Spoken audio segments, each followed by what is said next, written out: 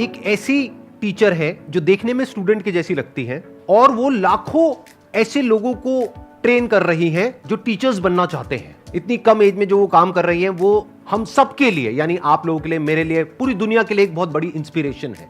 Let's give an energetic and warm welcome to the one and only Himanshi Singh.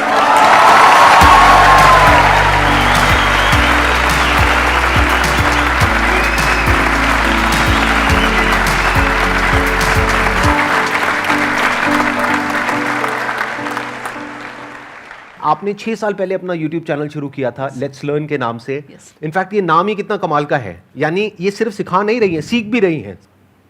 इनके लाखों subscribers हैं और करोड़ों व्यूज हैं इनके चैनल पे, यानी कि लाखों लोग इनको देख करके टीचर्स बन गए हैं।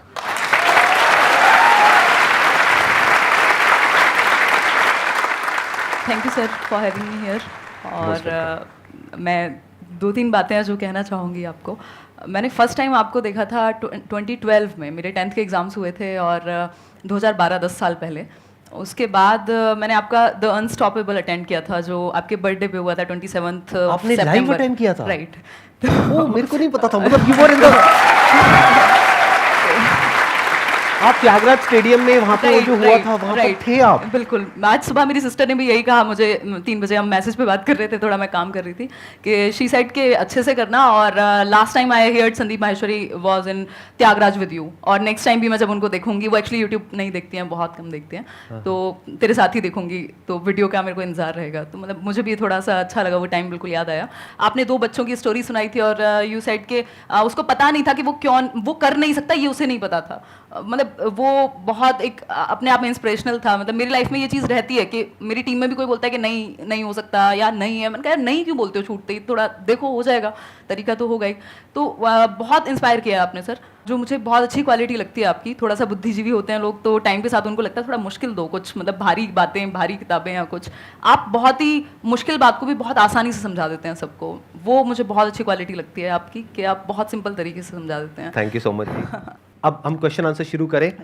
मैम मेरा क्वेश्चन, पहले मैं बेस बताती हूँ कि मैं ऐसा क्यों पूछ रही हूँ, because I am also budding educational YouTuber like you are an inspiration to me. And मैं कल आप ही की वीडियो देख के आई हूँ जो अमन धतरवाल सर ने आपका इंटरव्यू लिया था, एंड मतलब okay, I am excited.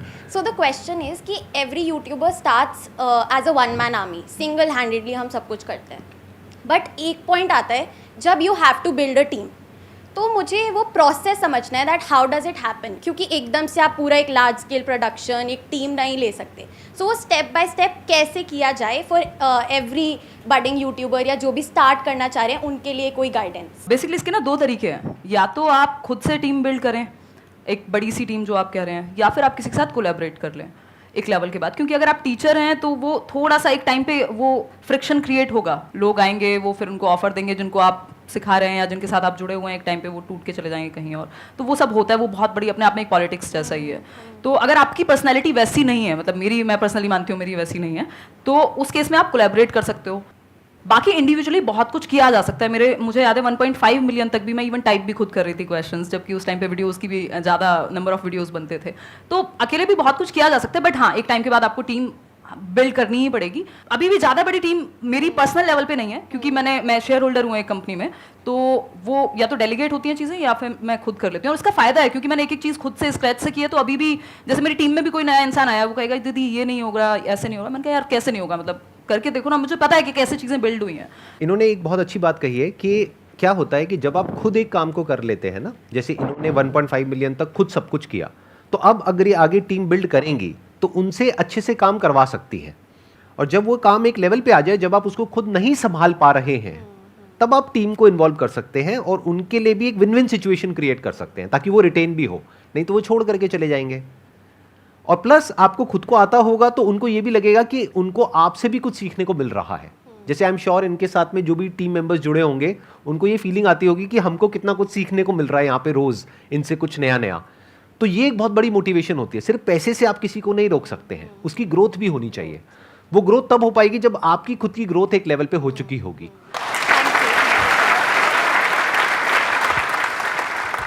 Sir मैं एक डिफेंस एस्पिरेंट हूँ और मैं सीडीएस टारगेट कर रहा हूँ। तो सर प्रॉब्लम है कि अब सीडीएस मैं टारगेट कर रहा हूँ तो 2 केसेस हो सकते हैं, या तो एग्ज़ाम क्लियर होगा या फिर नहीं होगा? अगर नहीं होता है तो मैं बैकअप रखता हूँ, जैसे दिल्ली पुलिस सब इंस्पेक्टर या कोई भी गवर्नमेंट जॉब। तो मैम अब मैं क्या करूँ? या तो CDSE सिर्फ टारगेट करूँ एक एग्ज़ाम, या फिर सारे में एग्जाम्स टारगेट करता चलूँ कि नहीं दिल्ली पुलिस भी देखूंगा, मैं CGL भी देखूंगा, तो क्या करना चाहिए मुझे? इसके दो तरीके हो सकते हैं। एक तो ये हो सकता है कि आप जो कॉमन सब्जेक्ट्स होंगे, ये जैसे रीजनिंग है, मैथ्स है, ये हर जगह पे आते हैं, बिल्कुल है। तो वो तो आपके एक ही जगह से तैयार हो जाएंगे। अगर आप CDS की भी, सिर्फ CDS की भी तैयारी कर रहे हैं, तब भी वो हो जाएंगे कवर। कुछ चीज़ें अलग होंगी। तो मुझे लगता है कि अगर आपके जो कॉमन सब्जेक्ट्स हैं उनको आप पैरेलली प्रिपेयर कर रहे हैं, और एक टाइम के बाद आपको लगता है पहले आप CDS पे ही फोकस रखिए, उसके बाद आपको लगता है कि CDS एक लेवल का तैयार है, तो जो बाकी एग्जाम्स भी, क्योंकि ऐसा नहीं है ना, हमारे हाथ में नहीं है कंट्रोल कि कब आएगा एग्जाम कौन सा, तो हम फिल तो सारे ही करेंगे, एटलीस्ट जो सेम कैटेगरी में हैं, आसपास के हैं। तो उस केस में जब आपने जो कॉमन सब्जेक्ट्स हैं वो पढ़ लिए होंगे, जो आपका मेन एग्जाम है, जो आपका प्लान है, जैसा कि आप कह रहे हैं, और उसके बाद जो बाकी बचे हुए कुछ सब्जेक्ट्स ही होंगे, थोड़ा बहुत ही चेंज होता है, वो आप जब वो एग्जाम आने वाला हो उस दौरान तैयार कर सकते हैं। तो दोनों चीजें हो जाएंगी। बट एक टाइम पे मतलब एटलीस्ट 6 महीने 3 महीने तो आप एक एग्जाम को प्रॉपर दीजिए, ताकि एक लेवल आपका तैयार हो जाए कॉमन सब्जेक्ट्स का। बिल्कुल मैम। और सर सेकंड केस हो सकता है कि मैं क्लियर कर लूँ, तो देन सर मुझे SSB के लिए जाना होगा। SSB सर अब एक साइकोलॉजी टेस्ट होता है, पर्सनल टेस्ट। तो सर अब मैं अपनी पर्सनैलिटी एक ऑफिसर जैसे कैसे बना सकता हूँ? मैं कैसे अपना जो सोचने का तरीका है एक ऑफिसर जैसा कर सकता हूँ? आपको क्या करना है, ऐसे लोग जो वो बन चुके हैं, जो आप बनना चाहते हैं, जिस भी फील्ड में हैं, उनके आपको इंटरव्यूज मिलेंगे ऑनलाइन। आप उनके इंटरव्यूज देखते चले जाइए। उसमें से भी कुछ ऐसे लोग होंगे जिनके जैसा आप बनना चाहते हैं, यानी कि वो आपका आइडल है। बिल्कुल तो सर। उनके इंटरव्यूज आप बार बार देखिए, 2 बार देखिए, 5 बार देखिए, 10 बार देखिए, 20 बार देखिए। तो क्या होगा, धीरे धीरे आपके बिहेवियर में वो चीज उतरने लग जाएगी और आप उन्हीं की तरह बिहेव करने लग जाएंगे। बिल्कुल sir. Right? Okay, thank you sir. Most welcome. Sandeep sir, I would really like to say one thing. Thank you to you and your team members. हर किसी के लाइफ में अलग हार्डशिप्स रहते हैं, इमोशनल ट्रोल हो जाता है, मतलब लगता है कि यार सामने वाले को आप कितना समझाओ नहीं समझ रहा है, तो फिर खुद के अंदर लगता है कि कहीं हम ही तो गलत नहीं है। आपकी क्या, मेरी भी बहुत ट्रोलिंग होती है।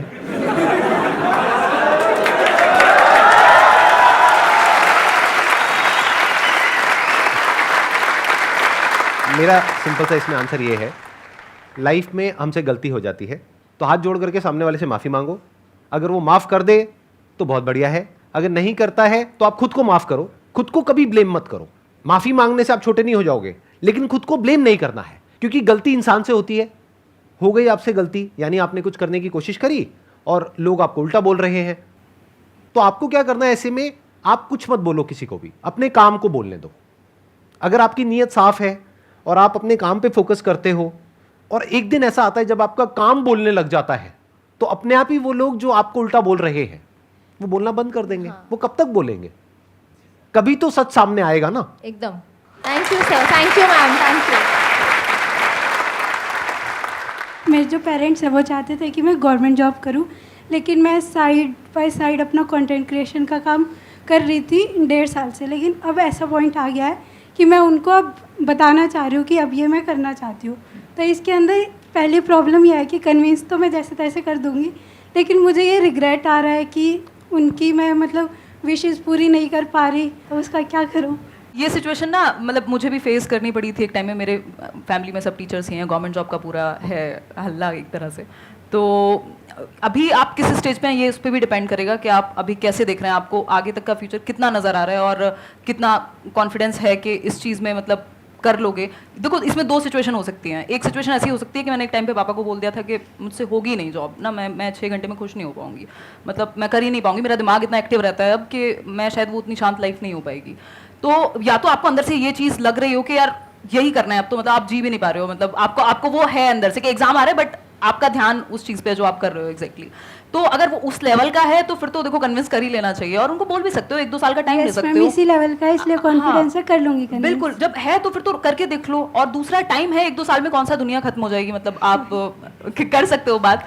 तो घर पे बात करो, थोड़ा सा थोड़े दिन रहेगी, वो रहता है सब जगह पे रहता है। और मतलब मैं वैसे कहती थी अपने दोस्तों में एक टाइम पे कि यार पैशन ना आपको समझ आता है, थोड़ा बहुत उनको आ जाएगा, बट उनको ना वो बाहरी मटेरियलिस्टिक चीज़ें या सोसाइटी की अगर हम बात कर रहे हैं या पेरेंट्स की भी कुछ हद तक, क्योंकि उनको आपकी सिक्योरिटी चाहिए, उनको ऐसा नहीं है कि आपसे कोई बहुत बड़ा पैसा चाहिए या कुछ, तो वो टाइम के साथ आ जाएगा अपने आप, फिर वो चीज़ अपने आप ही आपकी साइड लाइन हो जाएगी, आप खुद ही उनको भी आंसर मिल जाएगा। और इवन लास्ट ईयर भी आई थिंक वैकेंसी आई थी, तो मेरी मम्मी कह रही थी कि फॉर्म फिल कर दे, मैंने कहा मम्मी कैसी बातें करती हो और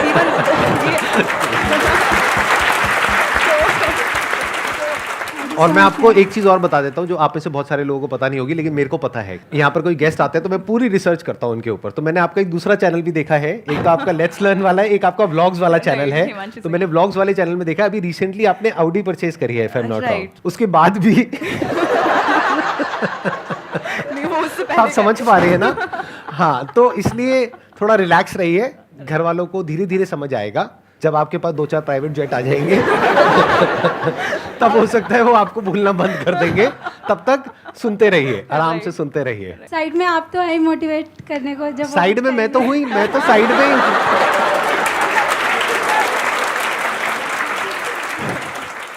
hello sir. Hello ma'am. Ma'am first of all आप बहुत क्यूट हो रियलिटी में।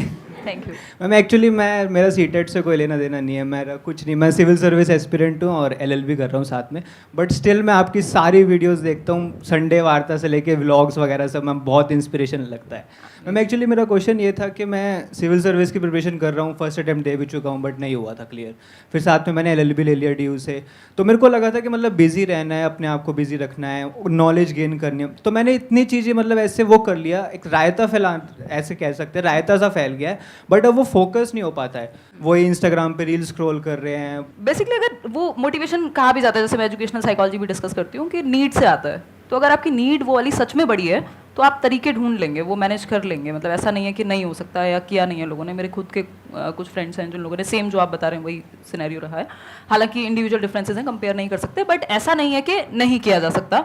अगर आपकी वो नीड बहुत बड़ी है तो आप वेज ढूंढ लेंगे, और रील से तो वैसे भी कोई भला होने वाला है नहीं आपका, मतलब थोड़ा बहुत कभी देख लो तो समझ में आता है, बट वो तो मतलब हम इतने छोटे तो नहीं रहे ना कि हम अपना भला ना समझ सकें, तो इवेंचुअली तो वो हमें नुकसान ही पहुंचाएगा। मैम वो वहीं अटका रहता है दिमाग के, नहीं यार छोड़ो। ऐसा क्या मिल रहा है रील में? तो मैम पढ़ाई की तरफ, पढ़ाई से या कुछ प्रोडक्टिव काम से दिमाग हट के मतलब अनप्रोडक्टिव चीज़ों में हाँ, जा तो वो रहा है। आसान है ना, मतलब वहाँ पे अच्छा सर तो सब कुछ ही आसान है बट मतलब वो कंपैरेटिवली इजी है ना, वहाँ थोड़ा सा पेन होता है। अगर आप पढ़ने बैठोगे मन भी इधर उधर भागेगा, तो वो तो आदत डालनी वो अगेन नीड बहुत बड़ी नहीं है जब तक, तब तक तो आप ऐसे इधर उधर घूमोगे। अगर वो नीड बहुत बड़ी हो जाएगी, जिस दिन आपको लगेगा कि ये चीज़ सच में इंपॉर्टेंट है, आप वेज ढूंढ लोगे, कुछ भी करके वो अपने आप उठ भी जाओगे, कर भी लोगे, पता नहीं क्या क्या कर लोगे।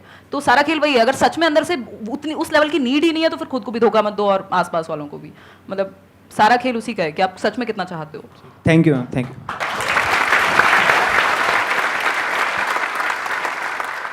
मेरे साथ ये हैबिट है एक तरफ से कि मैं अगर कोई पर्टिकुलर डेस्टिनेशन पे हूँ, कोई जॉब अगर मैं कर रही हूँ, कोई मैं डेजिग्नेशन कर रही हूँ अभी, तो मैं उसको ना ज़्यादा देर तक मैं कैरी नहीं कर पाती, मेरा इंटरेस्ट ख़त्म हो जाता है बहुत ही ज़्यादा जल्दी। जो कि मेरे फ्रेंड्स कहते हैं तुझे चीज़ों को कैरी करना चाहिए, और मेरे पेरेंट्स भी इस चीज़ को लेकर मुझे काफ़ी कहते हैं तेरा काफ़ी रिसेंटली मैंने भी CA के लिए अटैम्प्ट किया था, फिर मेरा दिमाग मतलब हट गया, वहाँ से प्रॉपर डाइवर्ट हो गया, फिर मैंने कस्टमर सपोर्ट ज्वाइन कर लिया, तो मेरा इंटरेस्ट बहुत जल्दी लॉस हो जाता है, और इसकी वजह से मुझे काफ़ी ज़्यादा प्रॉब्लम्स भी फेस करनी पड़ रही है, क्योंकि मेरा करियर एक तरफ से रुक गया है, हर जगह मैंने हाथ मार लिया और कुछ भी नहीं है मेरे पास अभी। तो मुझे ये एक तरफ से मुझे जानना है कि मीन्स एक जगह पर कैसे रुके। तो ये सर से क्वेश्चन था कि मुझसे था? मैम आप दोनों से ही है क्वेश्चन। अच्छा, आप ये कह रहे हैं कि एक जगह पे टिक नहीं पा रहे हैं, बट मुझे लगता है कि अगर आप सच में काम कर रहे हो, मतलब जो भी आप अलग अलग जॉब्स कर रहे हो, अगर वहाँ सच में एक्सपीरियंस ले पा रहे हो और ईमानदारी से वो चीज़ कर रहे हो, सीखने को मिल रहा होगा बहुत कुछ, तो नुकसान नहीं है उस चीज़ में। मतलब कई बार हमें क्या चाहिए, हमें सारे आंसर्स पहले से चाहिए, बिल्कुल सेट होना चाहिए, स्क्रिप्ट थोड़े ना है, मतलब जिंदगी है, थोड़ा बहुत तो इधर उधर जाएगी। तो अगर आप सच में काम कर रहे हो, चिंता तब होनी चाहिए। अभी मेरे पास एक टीम मेंबर हैं, तो वो कल परसों कहने लगे कि दीदी मुझे ना इस बात की टेंशन हो रही है, किसी ने मेरे से पूछ लिया कि फ्यूचर का क्या है या क्या सोचा है। तो मैंने कहा तुम्हें इस बात की टेंशन क्यों है? टेंशन उन लोगों को होनी चाहिए जो कुछ नहीं कर रहे हैं। तुम यार मेरे सामने बैठे हुए हो, मेहनत करते हो, इतने मेहनती हो, 4 चीजें सीखते हो, फिर किस बात की टेंशन है? ग्रोथ तो हो ही रही है ना। तो जब कुछ ना कुछ कर ही रहे हो तो फिर नुकसान तो नहीं होने वाला, एटलीस्ट कुछ ना कुछ तो कर ही लोगे, मतलब वो सीख तो रहे हो ना एटलीस्ट। तो वो सीखना इंपॉर्टेंट है। अगर आपको अभी नहीं मिल रहा जवाब के एग्जैक्टली क्या करना है, मिल जाएगा, बट प्रोडक्टिव अगर आप हो, सच में कुछ कर रहे हो मेहनत से, तो इवेंचुअली सही दिशा ही होगी। ऐसा नहीं है कि कोई कि मतलब आप गलत जगह पे जा रहे हो। वो प्रॉब्लम तब है जब आप बैठ के डे ड्रीमिंग कर रहे हो। अनटिल अनलेस आप काम कर रहे हो तो फिर तो कुछ ना कुछ तो सीख ही रहे हो। एक है कि मैं क्या करना चाहता हूं या चाहती हूं, एक है प्रैक्टिकली आपको ये देखना होगा कि आप किस काम में एक्चुअल में अच्छे हो। जैसे अभी आपने बोला कस्टमर सपोर्ट डिवीजन में आप हो, तो कस्टमर सपोर्ट से क्या कनेक्ट होता है? सेल्स। और सेल्स में इतना पोटेंशियल है जिसकी कोई हद नहीं है। हो सकता है मैं आपसे पूछूंगा आप क्या करना चाहते हैं, आप कहेंगे मैं सिंगर बनना चाहती हूँ, मैं डांसर बनना चाहती हूँ, मैं ये बनना चाहती हूँ, मैं वो बनना चाहती हूँ। उसको छोड़ दीजिए। आप ये देखिए कि आप एक्चुअल में किस काम को करने में अच्छे हैं, जहां पे आपको रिजल्ट अच्छा मिलता है, जहां पे आपको एप्रिसिएशन मिलता है, जहां पे आपको ये लगता है कि हाँ मैं इस काम को कर सकती हूं। जो अभी आपने बोला मैं उसी पॉइंट को आगे बिल्ड कर रहा हूं, that could be customer support. तो अब आप इससे एक रिलेटेड लाइन है, दैट इज सेल्स। सेल्स से रिलेटेड लाखों बुक्स हैं, उसमें से जो कुछ कमाल की बुक्स हैं उसको आप पढ़ना शुरू कर देते हैं, तो ऑटोमेटिकली आपका जो दिमाग है वो सेल्स में आगे बढ़ता चला जाएगा। तो उसके लिए आपको क्या करना है, अपना पूरा फोकस डाला सपोर्ट को समझने में। आपने बोल तो दिया सपोर्ट, कस्टमर सपोर्ट, ये कोई छोटी चीज नहीं है। एक कंपनी के लिए कस्टमर से इंपॉर्टेंट कुछ नहीं है। अगर कस्टमर कंपनी को छोड़ देगा तो कंपनी बंद। तो customer support is very very important department, जिसको हम कई बार छोटा समझ लेते हैं। हमें लगता है I am in customer support. नहीं, it is not a small department. तो आप पहले समझिए कस्टमर सपोर्ट क्या होता है। अभी तो आप बाई चांस उस फील्ड में चले गए हैं, आपने कहीं अप्लाई किया, आपको जॉब मिल गई, but you are not an expert in that field. आप ये नहीं कह सकते कि मैं दुनिया की बेस्ट कस्टमर सपोर्ट एग्जीक्यूटिव्स है उसमें से एक हूं, कि अगर मेरे पास में कोई कस्टमर आता है डील करने के लिए, चाहे 1-on-1, चाहे ऑनलाइन, चाहे कैसे भी, I can convert that customer. ये कॉन्फिडेंस अभी आप में नहीं होगा। तो अगर ये कॉन्फिडेंस आप डेवलप कर पाए, अपनी स्किल्स को अपग्रेड कर पाए, सीख पाए और अपने आप को ऐसा बना पाए कि जो कंपनीज हैं वो आपको रिक्रूट करना चाहें बेस्ड अपॉन रिजल्ट्स। क्या आप बताएं कि देखिए पिछली कंपनी में मैंने 1 साल तक काम किया, इतनी सेल्स मैंने जनरेट करी उस कंपनी के लिए, तो क्या उसका जो कॉम्पिटिटर है वो आपको डबल सैलरी नहीं देगा? उसको नहीं दिखेगा कि वो कितना कमाएगा आपको पैसा दे करके। वो पैसा दे करके आप पे एहसान नहीं कर रहा है, वो अपनी कैलकुलेशंस करेगा। तो अपने आप को इस लायक बना लो कि लोग आपके पीछे आए, कंपनीज आपके पीछे आए।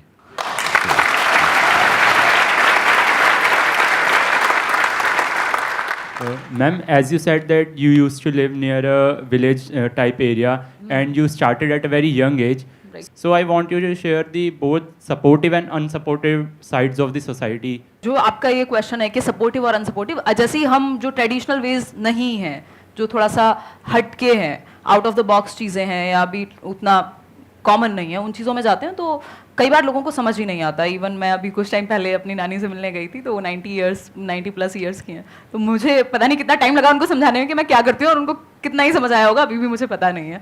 तो बेसिकली इस तरह की चीज़ें ना समझने में ईजी नहीं होती, स्पेशली अब हमसे पहली जनरेशन के लिए या जो जनरल परसेप्शन चल रहा है सोसाइटी में उनके लिए। बट कुछ कुछ चीज़ें अपने आप समझ आएंगी टाइम के साथ। मतलब वो टाइम को जवाब देने दीजिए। आपको अगर सच में इंटरेस्ट है और आप उस चीज़ को करने में खुश हैं, आप सीख रहे हैं और एक हर दिन एक नया चैलेंज है और आपको लग रहा है कि आपकी ग्रोथ हो रही है और आपको पता है कि यहाँ तक का रास्ता दिखा है, क्योंकि ये ऐसी चीज़ थी जहाँ पे मुझे पता नहीं था कि ये करियर भी हो सकता है। इवन मैंने जिस दिन फर्स्ट वीडियो डाला मुझे नहीं पता था मोनेटाइजेशन जैसी कोई चीज़ होती है, वो वीडियो कैसे डालते हैं वो भी मैंने सर्च करके ही डाला था। तो उस केस में वो आप जहाँ तक का रास्ता दिख रहा है उतना एटलीस्ट उस चीज़ पे फोकस करो और देखो आपकी फील्ड में कुछ लोग अगर हैं, तो अब तो है ही एटलीस्ट इस तरह की चीज़ों में, तो आप उनको देख के भी सीख सकते हो कि क्या अपर लिमिट है या फिर मतलब किस तरह से आप चीज़ें करोगे।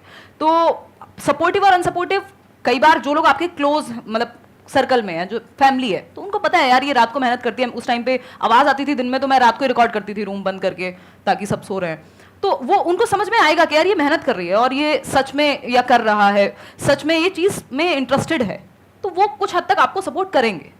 दूसरी चीज़ ना सपोर्ट करने की रही, तो आपको सबका सपोर्ट फर्स्ट डे या डे 1 पे क्यों चाहिए? मतलब जरूरी नहीं ना, ज़्यादा लोग नहीं चाहिए होते, 1-2 लोग भी अगर आपको लगता है कि समझ रहे हैं तो ठीक है, उतना इनफ है। आप करते जाइए, ज़्यादा समझाने की कोशिश मत कीजिए सबको, उसमें आप ही कंफ्यूज होंगे और परेशान भी होंगे जब लोग सपोर्ट नहीं करेंगे। तो मेरे साथ भी वही हुआ है कि मैंने एट टाइम्स, जहाँ पे मेरी बुक आई 2019 में फर्स्ट बुक, तो मेरे फादर बहुत खुश हुए और अभी तो वो नहीं है इस दुनिया में, बट वो सच में बहुत खुश हुए क्योंकि बुक उनको समझ में आसानी से आती थी। बुक मतलब सबको पता है कि भाई बुक लिखनी होती है, मेहनत होती है, ये वो, तो उनको वो चीज़ बहुत अच्छे से समझ में आई, उन्होंने और बहुत अच्छे से सपोर्ट किया। उससे पहले शायद उनको लगता होगा कि यार ठीक है टाइम पास के लिए मान लो, या फिर चलो इसकी कम्युनिकेशन स्किल्स डेवलप हो रही है, मेरे भाई ने कभी दिखा दिया उनको वीडियो। तो वो सपोर्टिव अनसपोर्टिव दोनों चीज़ें रहेंगी, बट आपको फोकस काम पे ही रखना है।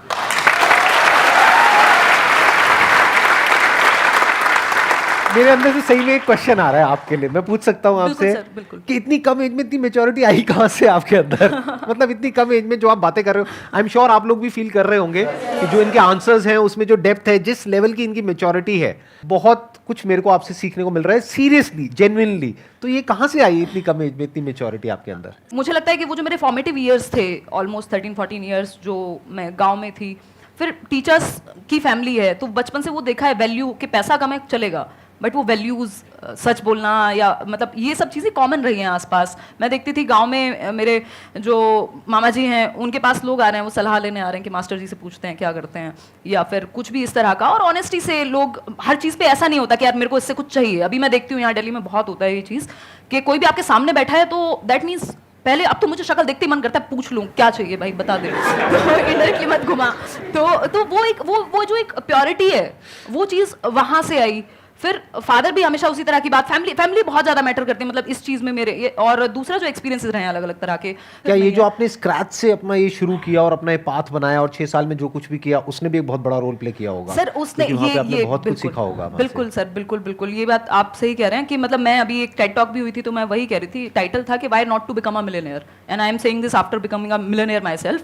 तो मैंने ये कहा था कि आप मिलियनेयर इसलिए मत बनिए, पैसे में प्रॉब्लम नहीं है, आप भी कहते हैं, ये मैंने आपके सेशंस में भी देखा है कि पैसे में प्रॉब्लम नहीं है, आप पैसे को यूज कीजिए, जो करना है करिए, खुश रहिए, उसको एंजॉय करिए, बट इसलिए मिलियनेयर मत बनिए क्योंकि सबने कहा है कि हसल करनी होती है, पैसा बहुत अच्छी चीज है और पता नहीं ये हो जाएगा, उसके बिना आप प्रूव नहीं कर पाएंगे, उसके बिना आप इंसान ही नहीं है, मतलब आप काम के ही नहीं है अगर आप पैसा नहीं कमा रहे, आप अच्छी पोस्ट पे नहीं है, आपकी लोग मतलब वाहवाही नहीं हो रही है सोशली, इसलिए पैसा मत कमाइए। पैसा इसलिए कमाइए या फिर कुछ भी करिए इसलिए करिए क्योंकि आप वहां तक पहुंचते पहुंचते जो बन जाएंगे वो इतनी वैल्यूएबल चीज है, आपकी डिसीजन मेकिंग, आपकी रिस्क टेकिंग। बेसिकली आप बिजनेस या कोई भी काम जब रिस्क टेकिंग, मतलब जो भी ऐसा काम है जो थोड़ा सा पाथ से हटके है, जो नॉर्मल ट्रेडिशन से हटके है, वहां पे आप लाइफ सीखते हैं। मतलब बिजनेस क्या है, लाइफ के जैसा है, जो मुझे समझ में आया है, या कोई भी नया काम जिसमें इम्परमानेंस है, कभी भी खत्म हो सकता है, लाइफ भी कभी भी खत्म हो सकती है। दूसरा, रिस्क लेना ही पड़ेगा आपको, आपकी जो स्टेबिलिटी है, मतलब जैसे लाइफ चलती है वैसे ही कुछ भी आप नया करते हैं तो वो वैसा ही है, आप जिंदगी सीख रहे हैं, अगर आप काम सीख रहे हैं, कुछ भी काम कर रहे हैं, तो वो बहुत कुछ सिखाया है मुझे। तो इसलिए मतलब पैसा कमाइए या अच्छा काम करिए, कुछ भी करिए, इसलिए कि आप वो जो बन जाएंगे वहां तक पहुंचते पहुंचते, वो उसकी वैल्यू मतलब पैसे में तो नहीं रहेगी एटलीस्ट। तो दैट्स व्हाट आई फील।